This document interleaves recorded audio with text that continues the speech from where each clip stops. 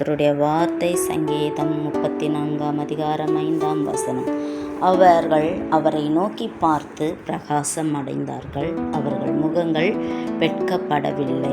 பிரியமான தேவ பிள்ளைகளே, அவரை பார்த்த முகங்கள் பிரகாசம் அடையும், அவைகள் ஒருபோதும் வெட்கப்பட்டு போவதில்லை என்று வேதம் சொல்லுகிறது. வேதத்திலே எழுதப்பட்டிருக்கிறது, நான் கர்த்தர் எனக்கு காத்திருக்கிறவர்கள் ஒருபோதும் வெட்கப்பட்டு போவதில்லை என்று வேதம் சொல்லுகிறது.